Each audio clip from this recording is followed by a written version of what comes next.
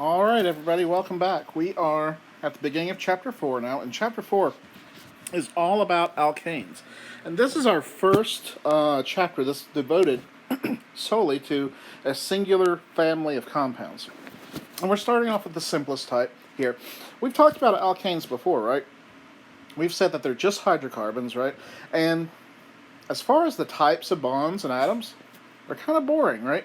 They only have carbons and hydrogens, and they only have carbon-hydrogen single bonds and carbon-carbon single bonds. All right. As you probably know from some of the examples I've gone over in the past, there's a couple of different types. You can have. Well, let me get my pen selected. There we go. We can have acyclic alkanes, or we can have cyclic, and that just simply means, does it have a ring, or does it form a ring structure or not? Right? Obviously, acyclic alkanes do not. So, something like that would be a traditional example of an acyclic alkane. All right? We could take the same 5 carbons, but instead arrange them into a ring, and this is a cyclic one. Okay. One thing that's kind of interesting about these that you'll notice is that there is a general formula for acyclic alkanes and for cyclic alkanes, and they're different. For an acyclic alkane, the general formula of the alkane is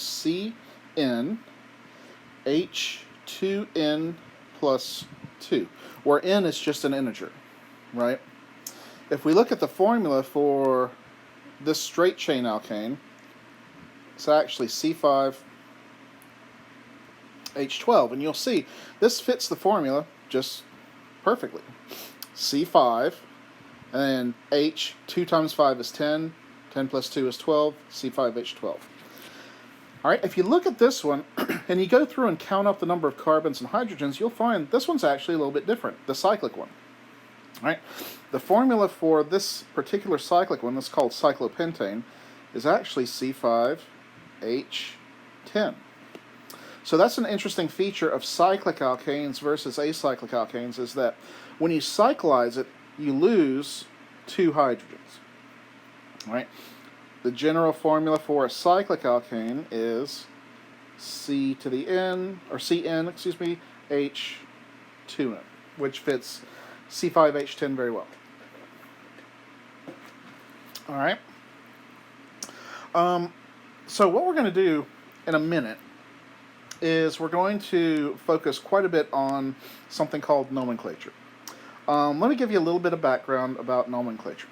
Nomenclature is, as you probably figured out from the name, the different ways that we can name or identify organic compounds. We have various types of naming systems and styles that we can use. And you'll see several different types as we go along. All right. For example,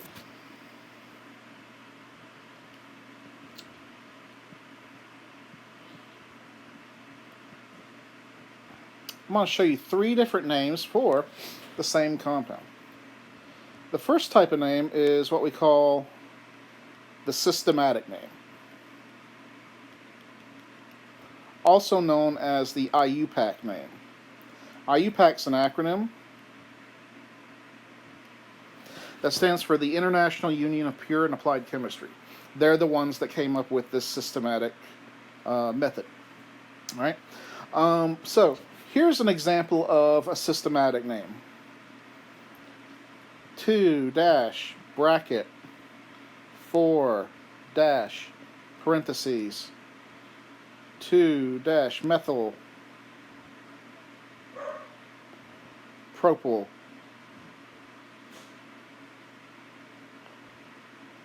parentheses. This should all go on one line, but I'm running out of room, so I'll put it down here. Phenyl bracket propanoic acid. I'm just going to go out on a limb here and guess that you probably haven't heard of this. 2,4,2-methylpropyl phenyl propanoic acid. Rolls right off the tongue. All right. Well, there's another way that, this compound is identified. Sometimes compounds are known by a common name. All right? A common name is just some sort of other name that a particular compound has become more well identified with over the years.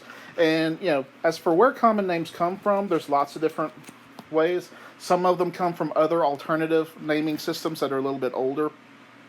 Others are just sort of made up based off of general properties. For example, there's a couple of amines. Amines are a group of compounds that have characteristic odors that are called putrescine and cadaverine, right? You can imagine they probably don't smell too good. Those are common names for those particular compounds. For this guy, the one we just did the systematic name, you've probably heard of the common name. In fact, you've probably used it before. Ibuprofen. Good old pain reliever used for various muscle aches and other things. Yeah, this is a common name for 2,4,2-methylpropylphenylpropanoic acid. All right, and then we have oftentimes something called a trade name. Oftentimes, when a particular compound is manufactured by a particular company, it becomes very identifiable with the name the company gave it, right? For example, cotton swabs, right? Cotton swabs are probably more well known to people as Q-tips, right? Q-tips would be a trade name. Little bandage strips that you put on cuts and stuff. Probably almost everybody calls those Band-Aids, right? Band-Aids would be a trade name. A common trade name, there's actually multiple trade names for ibuprofen. One of the ones you're probably most familiar with would be Advil, right? Motrin is another one. Just depends on who makes it. All right? So, believe it or not, and you probably won't believe it after seeing this example, the easiest to use is actually the systematic name. Number one, they're not all that complicated. And number two, one thing that's nice about systematic names is that they have a rhyme and reason for how the name came to be. It follows a set of rules for coming up with a name. Whereas common and trade names, they're much more random. So it's much more possible to look at a structure and predict what its systematic name is going to be. For every group of compounds, we're going to go over the systematic process. We're going to go through the IUPAC process. For selected groups throughout the year, there might be important common names to look at. Other times, we'll just ignore them entirely. All right? So, we're going to start off with alkanes. All right? First of all, there's a table in your book that you should become familiar with. Should be table 4.1, no matter which edition you have. All right? Basically what this does, this takes you through all the alkanes, I think through a 20 carbon alkane. You guys should memorize the first 10.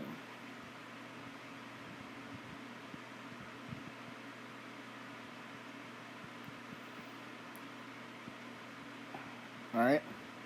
When I say memorize the first 10, memorize their name and structure. There's a couple of other things in the table, like number of constitutional isomers. Don't worry about that. Just memorize the first 10 alkanes, the name and the structure, because those are going to be the basis for other alkane names that you come up with. For example, just to go over a few of these, in that table, a 1-carbon alkane, which is CH4, is known as methane.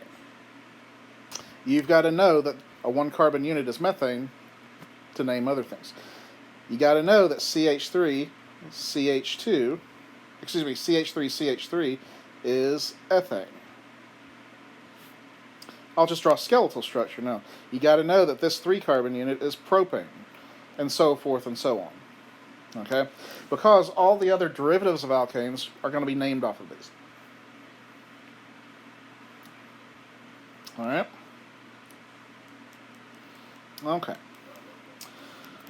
All right, let me just draw a random alkane here, and I want to identify a couple of different parts. Let's say we had this. All right, so we have this chain, And let's say we have, you know, a little group branching off of it. That's not drawn very well, so let me draw it again. That's a little bit better. So we have that and maybe this. Okay. All right. There's a couple of different parts. First, we're going to look for the longest continuous carbon chain. We call that the parent chain. Okay? In this example, the longest continuous chain is going to be this one. Right? That's a 7-carbon chain. That's a parent. Then off the parent chain, oftentimes we'll have little components, other little groups that are hanging off of it. Those are called substituent groups.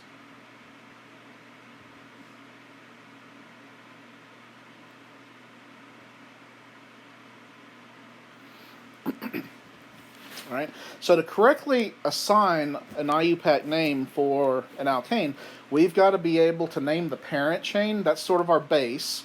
And then we name the substituents and add those through prefixes. And the substituent names are based off of the names that we see in the chart, the table, right? Those are going to be your parent names, your parent alkanes. Butane could be your parent. Pentane, hexane, heptane, octane, all those. All those are examples of parent chain octanes. Okay? Then we get to substituents.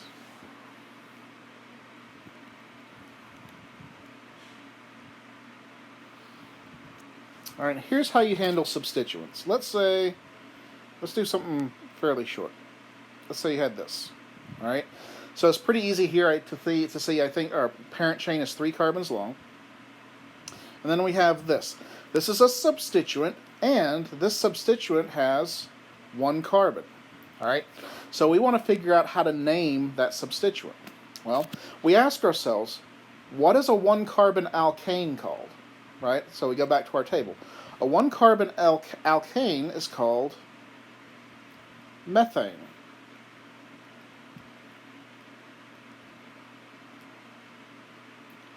Messed up the E. There we go. A 1-carbon alkane is called methane, right?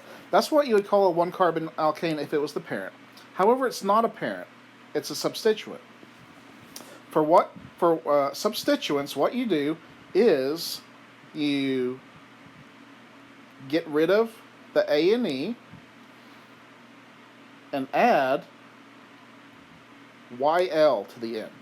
So instead of methane, this 1-carbon unit would be called methyl. Okay? If we had something like this,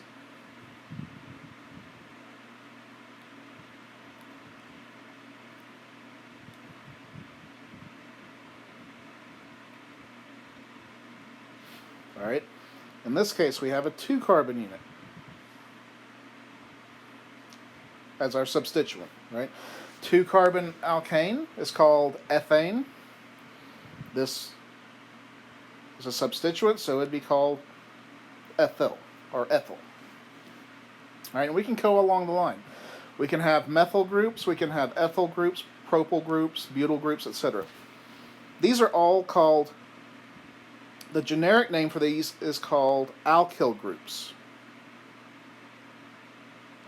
And then you can have specific alkyl groups being methyl, ethyl, propyl, etc. All right. The ones I just described are often referred to as being N-alkyl groups. N is going to be short for normal. So that basically means, what do they, it's a 2-carbon unit in a straight chain. It's a 3-carbon unit in a straight chain as a substituent, etc.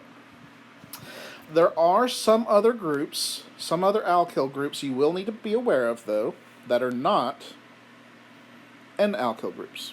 Those are special. All right, let me go over those. Let's say, and I'm going to use a big ring here. I'm not going to worry. We haven't gone over cyclic names yet, but I'll get to that in a minute.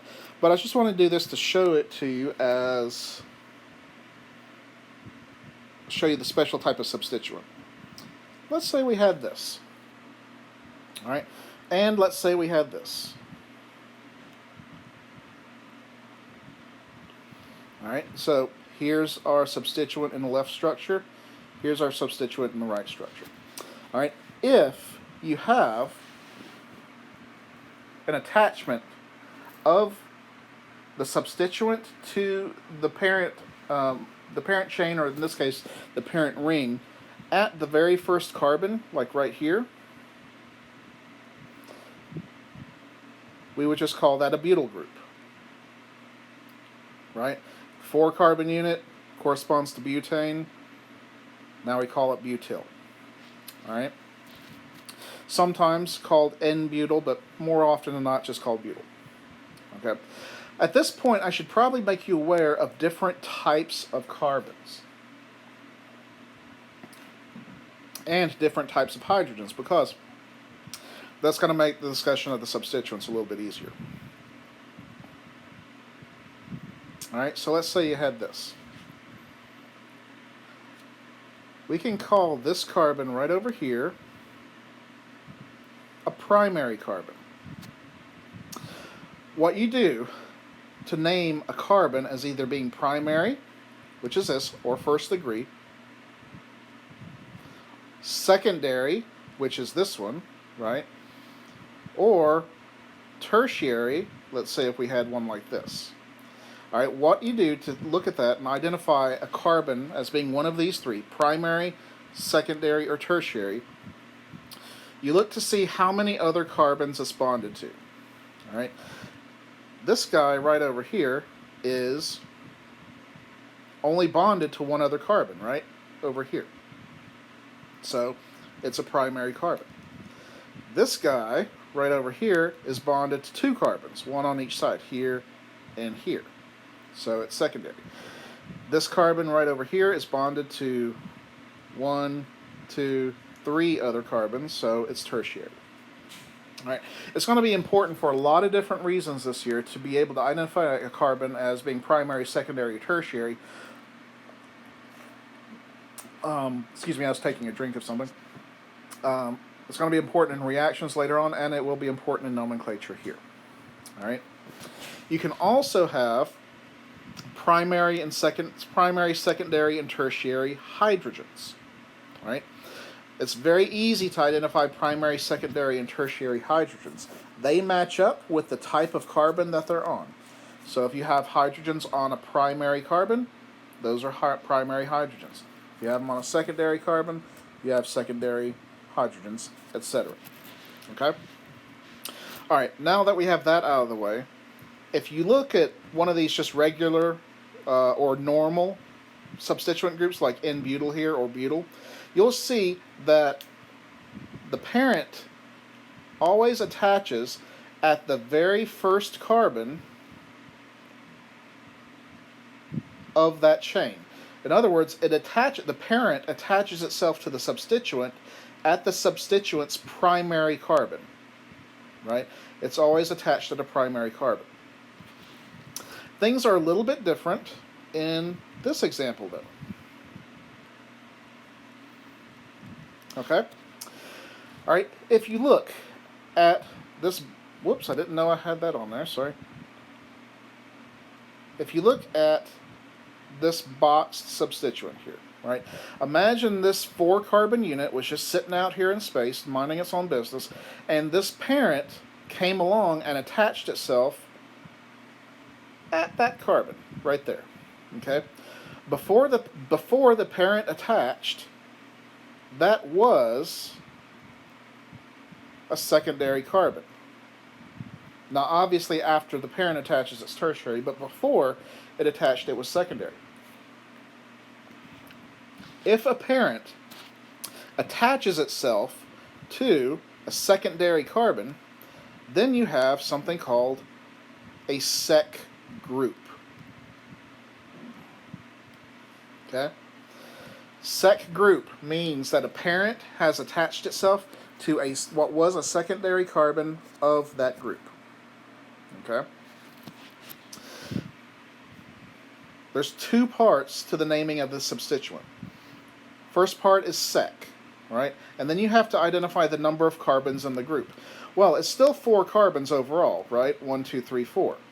So it still corresponds to butyl. So that means this is referred to as a sec-butyl group. Okay? There can be other groups like sec-pentyl, sec-hexyl, etc., but there's actually more than one different type, so that gets a little bit complicated. For right now, the only sec group that you need to be able to recognize is going to be sec-butyl, so make sure that you are able to recognize it. Okay? And according to nomenclature conventions, you write it as SEC, sec, dash, and then the butyl comes after.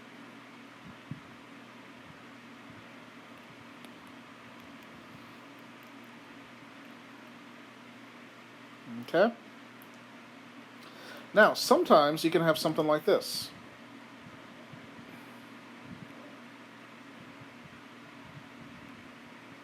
Right?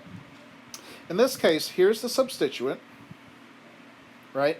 And it's, again, sort of picture the substituent just sort of sitting there in space, and the parent coming along and bonding to it at this carbon right over here, right? Before your parent attached to it, that carbon was tertiary. Okay? Which we would write like this. Okay? Now, when you have a parent attaching at what used to be a tertiary carbon, then the substituent is called a tert group. Tert is short for tertiary. Okay? And again, there can be multiple types of tert groups. The only one I'm really concerned about right now, again, is going to be the butyl version. This is a tert butyl group right over here. Kind of looks like a chicken's foot if you use your imagination. And you represent it by putting a tert, a dash, and then the butyl. Okay? Alright, so we have the sec groups and we have the tert groups. There's one more, and this one's kind of an odd one. Alright? This is very specific. Alright, let's say we had this. Alright, so now initially, you might take a look at this. This is our substituent group here, and you might think that should be a sec group because the parent attached at what used to be a secondary carbon. And you would be correct, that is the case. However, this is a specific case in which it's not called a sec group. You wouldn't call this sec-propyl. Alright? If your substituent, anywhere in it, contains this pattern, CH3, CH, CH3. Then it's called an iso group. Okay? And you do see here CH3, CH, CH3. All right? So this would be that would sort of trump the sec part over here. This is a sort of a special case. So this would be called an iso group. And again, since you count the number of carbons in the substituent, there's 1, 2, 3, that would be called an isopropyl group.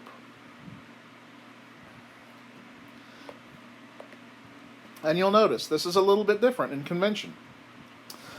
Iso and propyl are all one word. You don't put a dash in between. Why? I have no idea. You can contact the International Union of Pure and Applied Chemistry if you'd like to find out. But them's the rules, so we follow them. Okay? There's a couple of these, especially that you're going to be concerned with recognizing. You're going to be able to recognize an isopropyl group. And also, another one that pops up fairly often is this guy.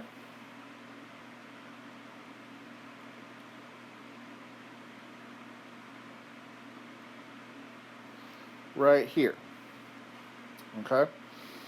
Now in this case, you actually joined at what used to be a primary carbon, but again, you see we have a characteristic pattern here, CH3, CH, CH3 that appears in that portion, so that is an iso group. Since we have 4 carbons overall, this would be an isobutyl group. Okay?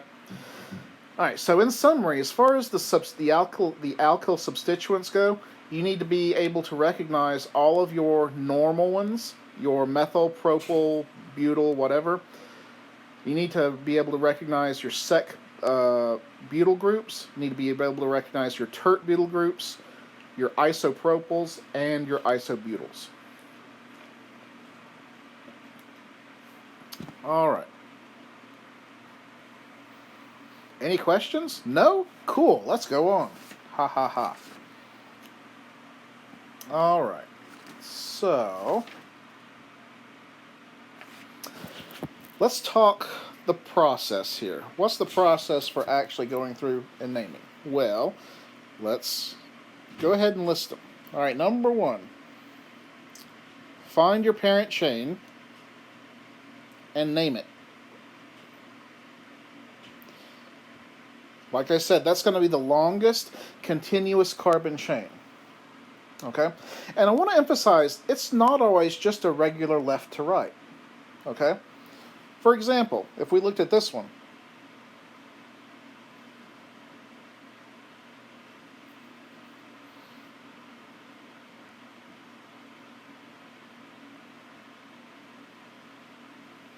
Okay?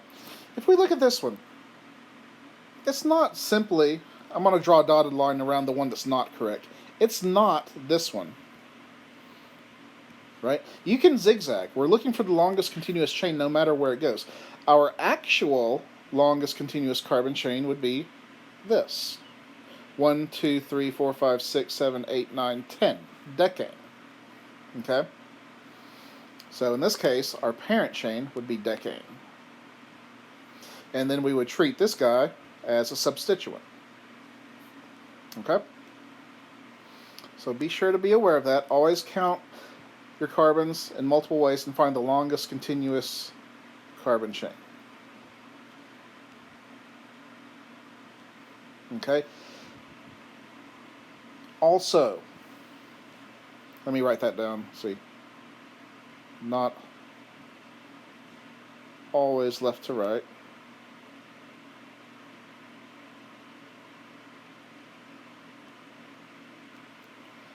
Also, sometimes you might find a bit of a conflict. You might have a case where you can go in multiple directions and have the same number of carbons. If you have 2 chains of equal length, that should not be a Z, that was supposed to be an equal sign. My bad.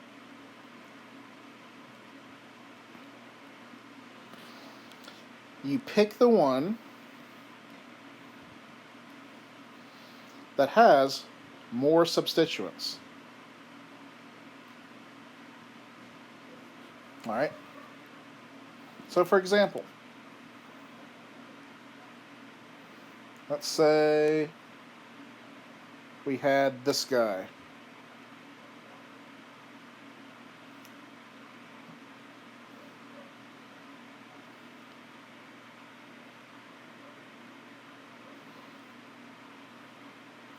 All right. There's a couple of different ways you could go about this, right? You could go this way, and that would give you 1, 2, 3, 4, 5, 6, 7. That would give you 7 carbons, which would work, right? You could also go this way. 1, 2, 3, 4, 5, 6, 7. All right, so either way, you can get heptane, excuse me.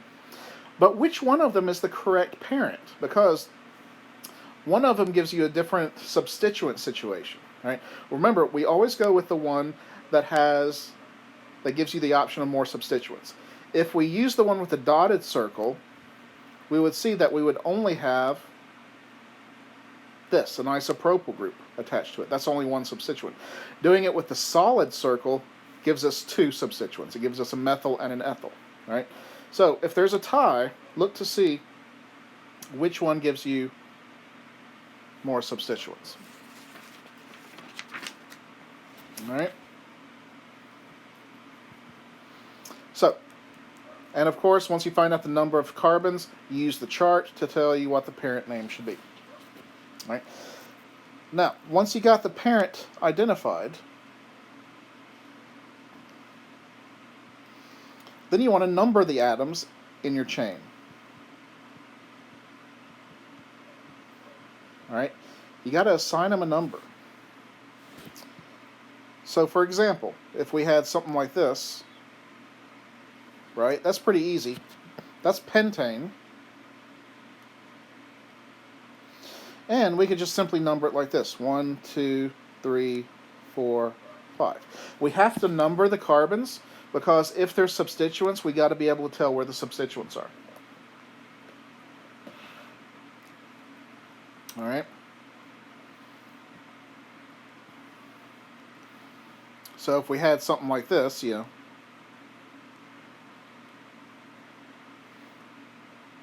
right? We could say 1, 2, 3, 4, and we would know that we would have a methyl group at carbon number 2. All right. However, it can get a little bit tricky sometimes. Let's say we had something like this.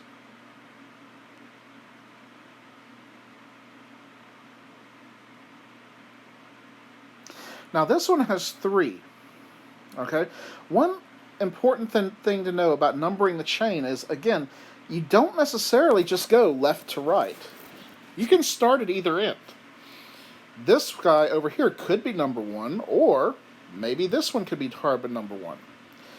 We know that this is our parent chain.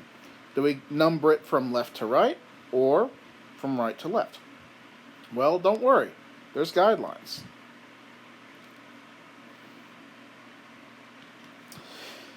You want to number it to give the carbon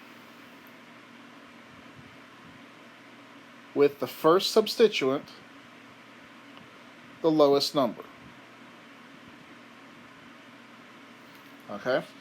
So, if we did this one, I'm going to outline a couple of different ways you could do it. You could say it goes 1, 2, 3, 4, 5, 6. Or you could start it the other way. 1, 2, 3, 4, 5, 6. Okay? If you look at the top numbering system, where does our first substituent pop up? We would say it would pop up at carbon number 2. Right? How about if we go the other way? Oh, crud. I did not mean for this one to end up in a tie. Forget this example. Sorry, I screwed up. My bad. Alright, let's try something like this.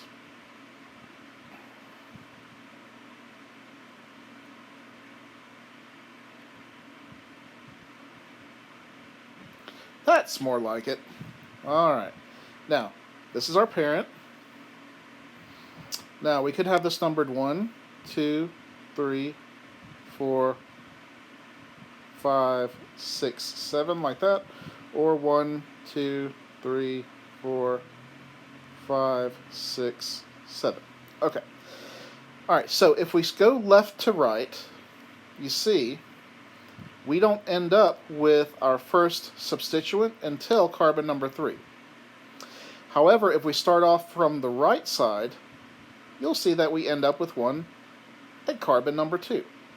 So in this particular case, it would actually be numbered this way. I'm going to redraw it to make it easier to see. It would be numbered 1, 2, 3, 4, 5, 6, 7. And you would have methyl groups at carbons number 2, 4, and 5. Okay?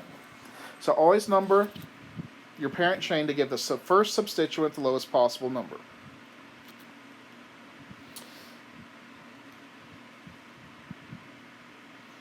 If there's a tie, like in the one I accidentally just put up, if there's a tie, keep on moving down the line.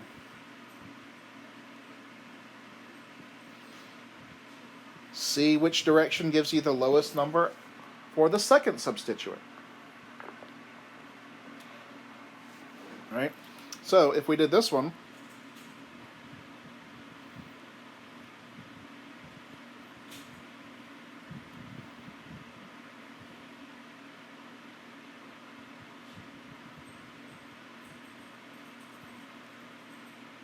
okay, I think it's pretty easy to see that, if you start, whether you started numbering on the left or the right side, you would still end up with your first substituent at carbon number 2. All right. However, if you started numbering from the left side, where would your second substituent be? It would be on carbon number 4. If you started from the right side, it would be on carbon number 5, right? So in this case, we would not want to number it from left to right.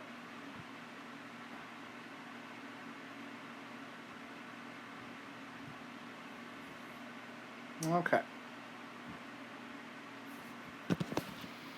All right, there's one more situation to account for.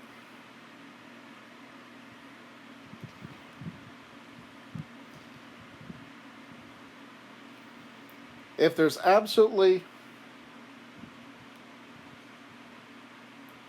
no way to use the position of the substituent to figure this out,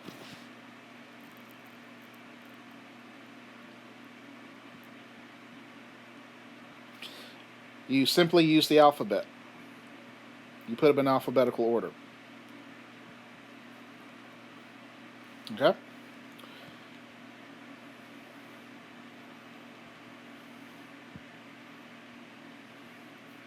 Alright, so let's say we had one like this.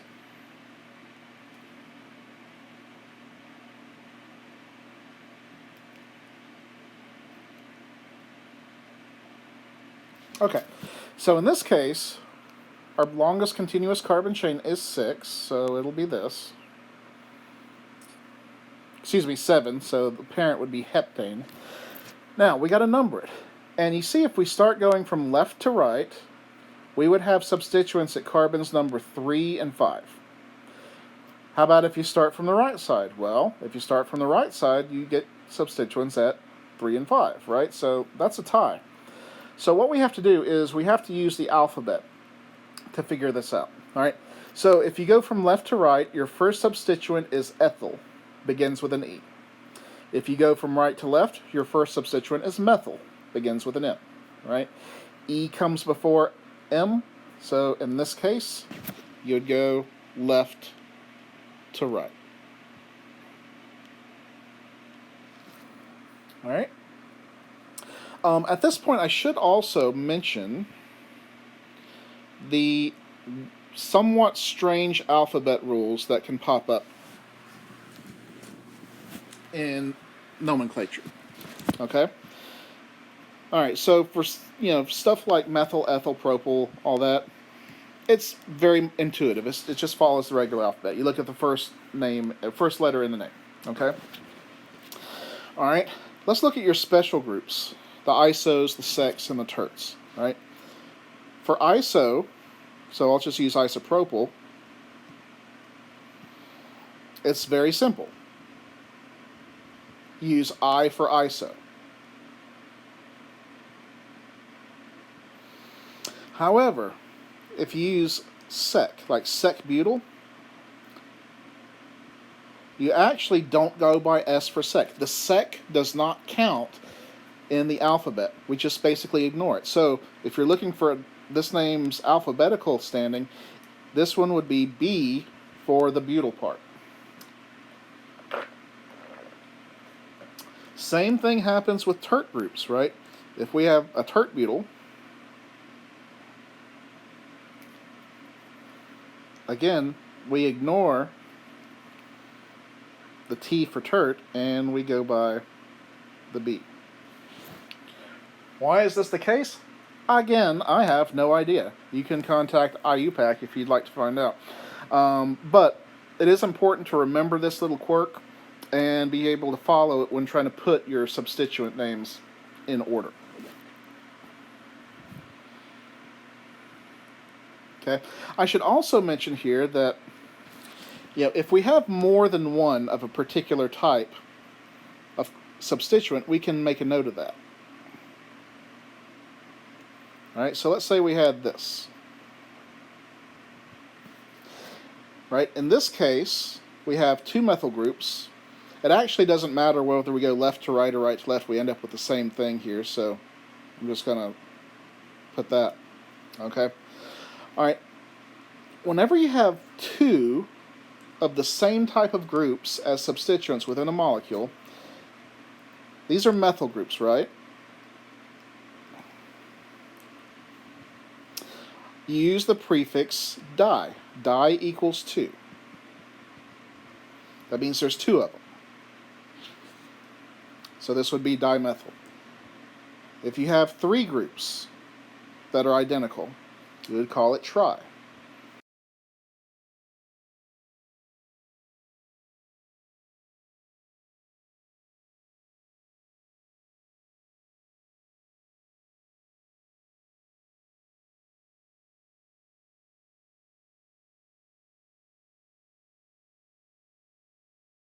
Roller coaster ride of nomenclature that we're on, so that's kind of, it's kind of nice to let you catch your breath. You can have tri for 3 groups that are identical. You can have tetra for 4, and you can keep going. Honestly, you're probably not going to run into those situations very often, but theoretically you could have lots more than that. Most of the time, you'll run into it with di and tri. And again, the odd thing about these, dimethyl, you just write it like this. You don't have a dash between it, but as far as the alphabet goes, it's still M for methyl. All right, again, very weird little quirks of the nomenclature system, but once you learn them, you learn them. They're not too hard to remember, but you got to get the hang of them through practice. All right.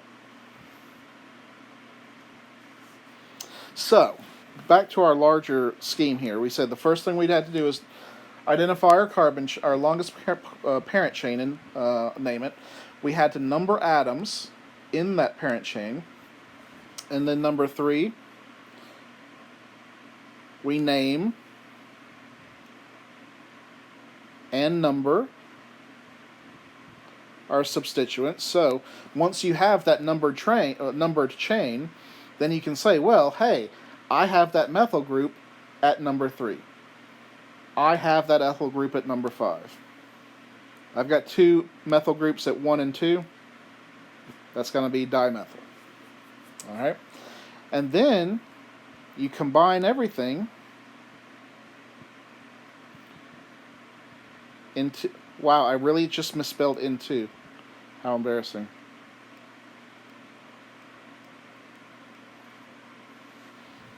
Okay?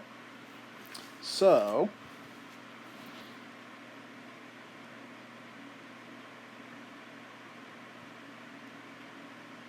if we had something like this.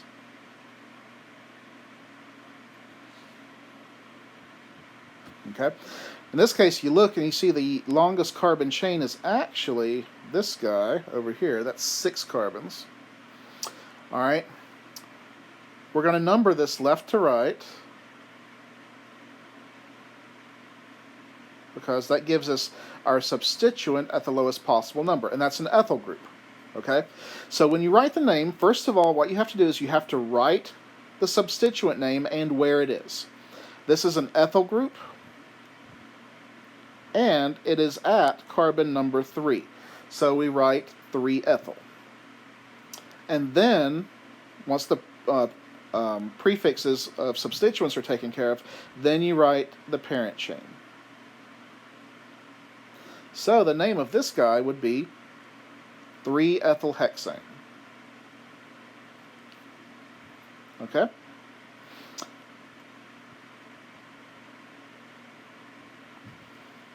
Let's say we had this.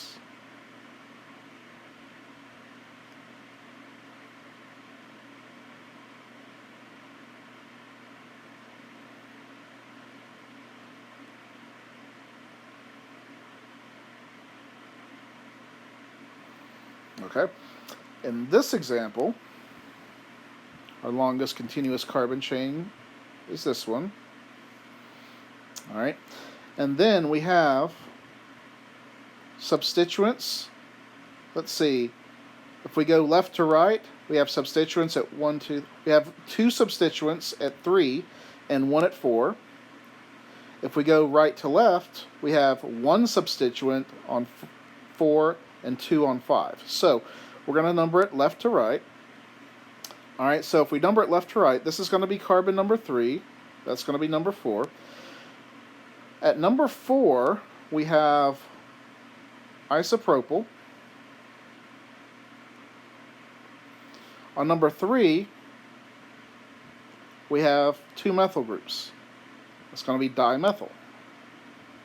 All right, so we're going to want to put, whenever you put the prefixes in here, you put them in alphabetical order. And remember, we go I for iso, and we go M for methyl. So we're going to write the iso first. This is going to be 4 isopropyl. Okay, and then we do the dimethyl. Whenever you have a di group, dimethyl, diethyl, whatever, you have to put the number for each place it appears. In this case, they actually both appear on the same carbon, number 3. So what you would write is 3, 3 dimethyl. If the 2 methyl groups were at 3 and 5, you would say 3, 5 dimethyl, right? It looks kind of weird when they're both on the same carbon, but you still have to write the name twice. All right, and then we have a 1, 2, 3, 4, 5, 6, 7, 8 carbon chain. That would be octane. I'm running out of room, so I'm just going to write it down here. So the name of this guy would be 4 isopropyl, 3, 3-dimethyl-octane. Okay. All right, just because of the length of this and how dry the material is, I'm going to cut this video off. The next video we'll pick right up where we left off, and what we'll do is we will do some more examples of these, and then also learn how to name cyclic alkanes. All right, until then, have a good day.